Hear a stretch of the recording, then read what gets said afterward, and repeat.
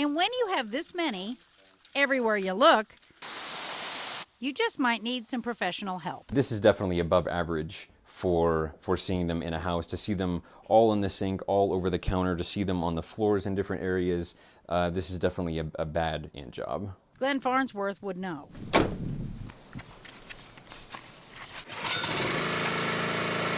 He works for Nash Pest Control. Like most of the pest control companies in the area, this is a busy time of year. Spiders, ants, lots and lots of ants this year. He's been hitting as many as 10 houses in a day controlling pests. This year we had kind of a mild winter, so that didn't kill a lot of them off, so we did see some increased activity as far as ants and spiders and whatnot. Farnsworth says leaving food out and windows cracked adds to your problems. And ivy like this is where they often live and breed and get in. See, there's an ant right there. So it's best to keep it trimmed and sprayed. In fact, the basic rule is to build a barrier with pesticides around the foundation of your house, 2 feet up and 2 feet out. And inside, you reinforce that barrier. You might be able to control them yourself short term with bug spray, but if they persist, getting a professional on the job may be the way to get to the source of the problem and give yourself a break. You might use Raid and it might work for a few days, but then a couple weeks and it's done doing its job. But the chemicals that we use, the amount of chemicals that we use, you'll have a 3 or 4 month barrier because of the spray that we do. So that's the main difference, is how long the spray lasts. This scene in Aurora, Colorado last Friday has fueled gun sales across the country. Even in Reno. We had a customer in here, as a matter of fact, it was yesterday, and they were looking for a gun, and they said they were going to the movies that evening and would like to have protection. Does that scare you? That it could?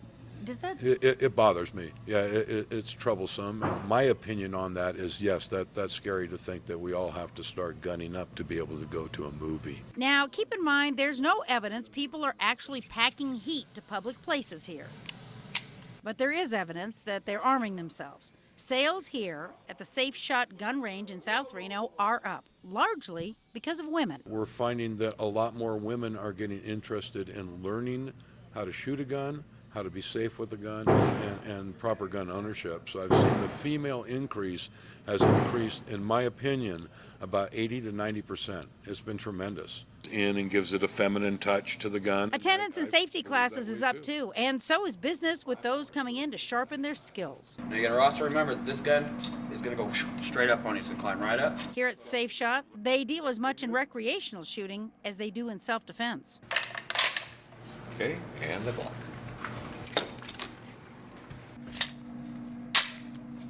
All right, my friend, she's ready to rock, okay?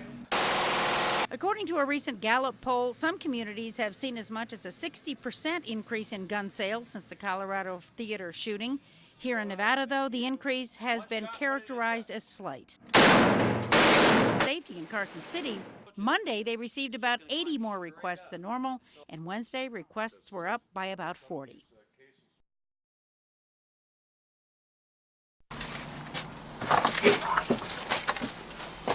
You can see where there's total destruction, and yet look, some of the artwork actually made it. Inez Miles returned to her Skyline neighborhood today to find the wreckage of the home she's lived in for the last 11 years. Clothes are gone, shoes, everything. Everything's gone. Inez and her husband Peter woke up from a deep sleep the night of the fire to frantic banging on their front door. And they were yelling, get out, the fire's coming. They evacuated their house with little more than the clothes on their back and their 2 dogs. Still, they say they're lucky to be here today and thankful for the anonymous people who woke them up and made sure they were safe. I just want to thank them from the bottom of my heart, whoever they are, because they probably saved our lives. The fire moved down this now charred hillside before it hopped right over McCarran and then crossed into the neighborhood by Skyline Boulevard.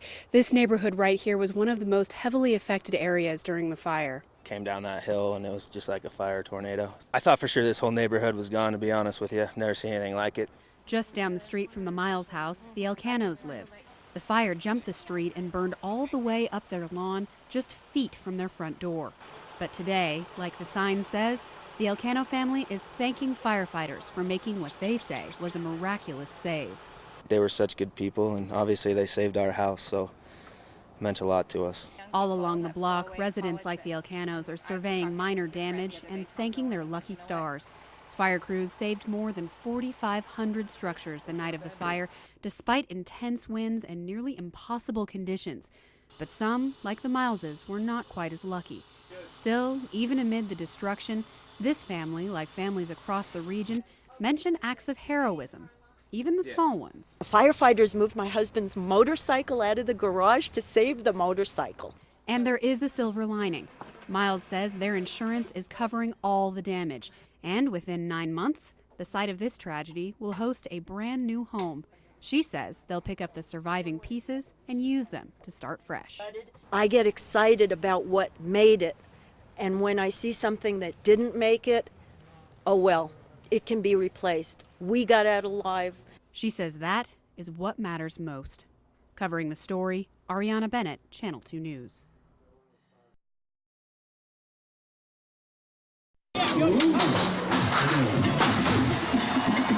They call this Extreme Bulls for a reason. These riders from all over the country put everything on the line night after night. Just the idea of that would have most of us shaking in our boots. It's going to be different for me than it is for you. This is what I do for a living. So you're going to be nervous and scared. Me, I just react and just do my job. These are some of the best riders in the world, and the Northern Nevada community showed strong support for them on this opening night.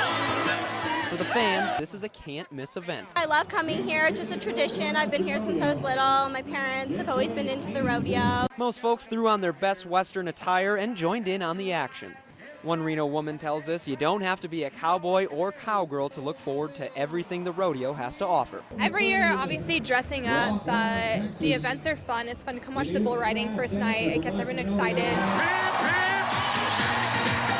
Extreme Bulls was pure live entertainment for these rodeo fans. But for the riders, this is serious business. This is top 40 guys in the world, and they put up the most money. So we got about $70,000 worth of purse here, and we all trying to win money. Good afternoon. Good afternoon. How are you doing today? Since 1947, the Marine Corps has been collecting Christmas toys for less fortunate kids. Toys for Tots is now in more than 700 communities in all 50 states. The Marine Corps is not just about going out and fighting wars, we're also about helping out our country and communities as well. That's why these guys say it's so important for them to have a presence at places like Toys R Us, reminding people that they can make a difference in the lives of so many children. A lot of people come in, they see the uniform, they say hi, and then they remember, and they're very accommodating, gotten a lot of donations so far. There you go. Those donations have been pouring in, even though it's just the first day with 55 days left till Christmas. Never too early. I'm usually done with my Christmas shopping by now. Last year, 35,000 toys were donated to more than 8,200 kids around Washoe County.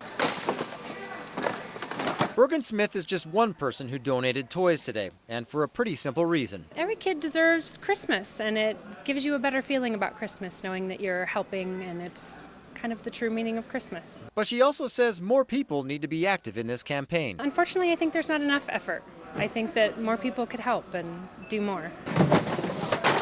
And while this is just the beginning of the giving season, Jones has seen firsthand the joy it brings to families when they get these gifts. It's just a wonderful feeling to see the parents and knowing that their kid's going to wake up Christmas morning with at least one gift that they wouldn't have had otherwise.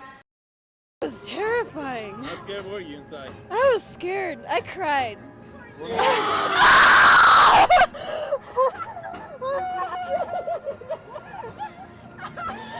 Excuse me. Touchdown.